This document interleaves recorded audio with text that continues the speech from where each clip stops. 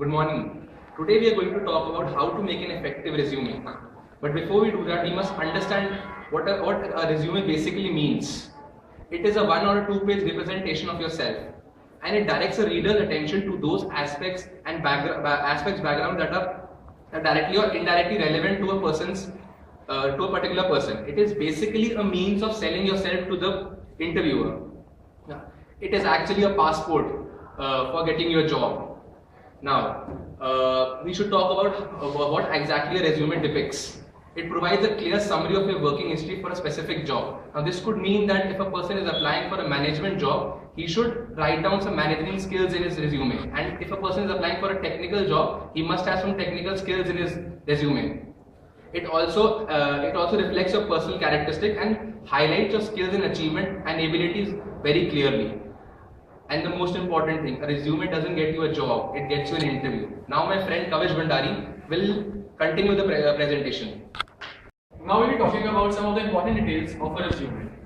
First of all, the most important one is your personal data, which includes your name, address and contact details. Then comes the education qualifications. Education qualifications are to be written in the reverse chronological order, which means the latest qualification is to be written first. Then comes your experience. Experience means any paid work, past employees or volunteer work that you have done. This should include employer's name, job location, job title and the duration of the employment. In case of freshers, this includes trainings or internships that they have undergone. This will also include the company name, duration and the work done by the person. Then comes the job objective. Job objective is the most important one in the resume. It is a one-sentence statement that includes the position that you're designing for and the company you wish to work in. Then comes the skills and abilities. You may mention any skill that you think will have a great impact on the company and which will get you a job. This may include any technical skills or any computer language that you are good at. Then comes the extracurricular activities. Extracurricular activities include any student organization which you are a part of or any volunteer work that you have done in some event. Now my friend Swati will continue the presentation. I will talk about each section of the resume separately so as to give a better understanding of what to include and what not to and how to include it. First point, contact information. Put your name, email address and telephone number at the very top of the resume. Make sure your name is in bold. Second, objective statement. Avoid being general and be clear and concise. Third, education. This section includes all the academic degrees you've attained. Second, it should be in reverse chronological order. Mention your school, college, degree attained and date accordingly. Work experience. Include the positions you have held that are related to the job you are seeking. These positions may include paid positions as well as internships, volunteer jobs and appointments. Be creative with this part of the resume by describing and emphasizing your experience in the most logical way possible. Now Daipayan will continue and conclude the presentation.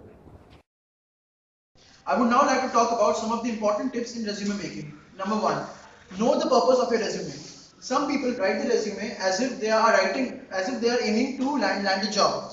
As a result, they end up writing really long passages and boring pieces that make them look desperate. Always remember, the objective of the resume is to land an interview, and the objective of that interview is to land you a job. Number 2, back up your qualities and strengths. Instead of creating a long list that includes all the abilities, try to connect them with real life and work experiences. In other words, you need to back up these qualities or strengths, or else it will appear that you are just trying to inflate things. Number 3, make sure to use the right keywords. Check the job description properly to get an idea of what the employer might be looking for and write a resume accordingly.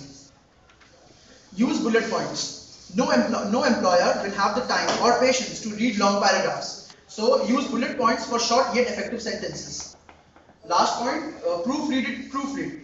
Proofreading is one of the most important parts in resume making. One small typo and it reduces your chances of getting hired. So proofreading once is not enough. Proofread it twice, thrice, as many times as possible so as to avoid any mistake. Now finally, I would like to conclude by saying that you should always remember that you are trying to sell yourself to the company. As long as you don't go over the edge, all the marketing efforts that you put into your resume will give an advantage. Thank you.